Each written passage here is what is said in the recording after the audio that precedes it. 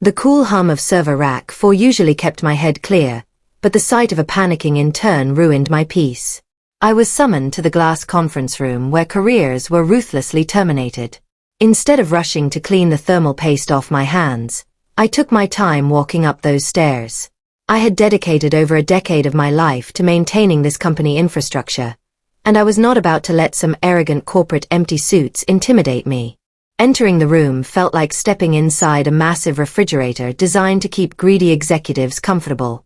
Resting his feet on the executive desk was the former owner Young's son, who had recently been handed operational authority.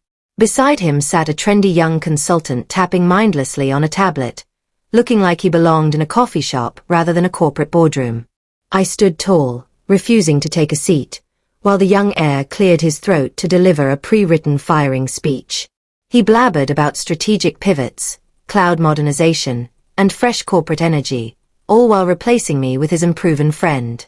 10 years of missed family dinners, midnight system emergencies, and flawless network maintenance meant nothing to him. When I demanded to know how they expected to manage our complex security infrastructure, the new consultant casually asked if I could write down the master root passwords on a sticky note. That absurd request solidified the cold calm that washed over my entire body. I pulled out my smartphone, opened the custom administrator panel I had spent years building, and tapped the logout button. I looked the heir dead in the eye and explained that the entire global network operated on an automated security protocol. The system required my physical biometric authentication every 2 hours to verify system integrity and prevent unauthorized takeovers.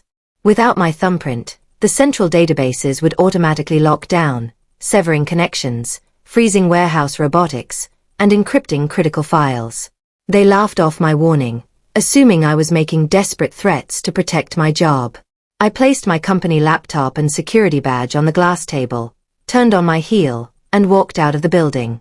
As the elevator doors closed behind me, a profound sense of relief washed over my chest. I had spent a decade carrying the immense stress of keeping their multi-million-dollar logistics operations running, and now I was finally free from their ungrateful burden. I walked across the hot asphalt to my old pickup truck, lit a cigarette, and watched the gray smoke drift into the afternoon air. The internal clock on the servers was already ticking down, and 2 foolish young men upstairs had no idea what was heading their way. Across the street sat a quiet local tavern where I decided to buy a cold glass of whiskey and watch the inevitable breakdown unfold through my private secondary alert application. Within 30 minutes, the first automated warnings started flooding my personal phone screen as scheduled tasks failed to execute. The system was actively seeking my biometric token, and when it found nothing, it naturally began restricting access to core services.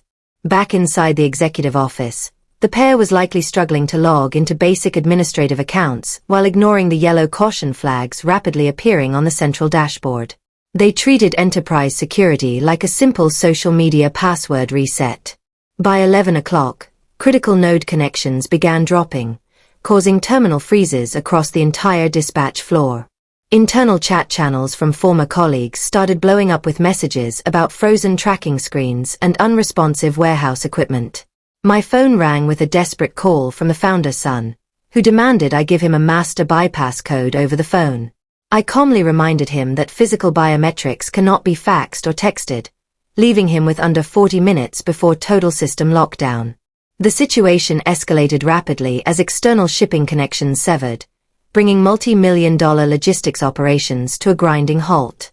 Freight trucks were backed up for miles outside the gates, unable to load pallets because automated systems had frozen in place. Meanwhile, the panic-stricken young heir called the external compliance team, only to learn that forcing a manual override would trigger an immediate federal security audit and potentially land the company in severe legal jeopardy. With 10 minutes remaining, my phone showed continuous alerts as non-essential electrical circuits shut down to preserve primary server memory. The office air conditioning cut off, leaving the executive glass room suffocatingly hot while the blinds slammed shut automatically.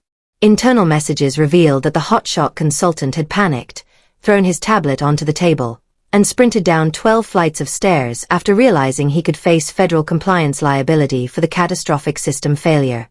At precisely noon, the final warning expired, triggering a hard lockdown that froze all digital assets and filed an automated non-compliance report.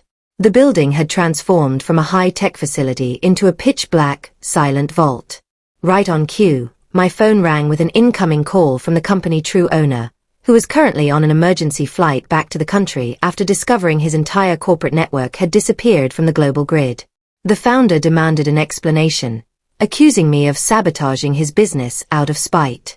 I explained that his son had terminated my employment, meaning I simply followed company protocol by logging out and leaving the premises as instructed. The automated security protocols he had personally approved years ago performed their duty by protecting client data from unauthorized access. Realizing his son's incompetence had nearly bankrupted the family business, the owner ordered me to meet him in the lobby immediately. I drove back to headquarters slowly, enjoying the chaotic sight of idling freight trucks stretched down the highway. Stepping into the dim lobby alongside the furious founder, we bypassed the broken security turnstiles and headed straight for the executive suite. The founder stormed into the glass conference room and confronted his trembling son, who was sitting in the dark surrounded by empty water bottles and the reality of his massive failure.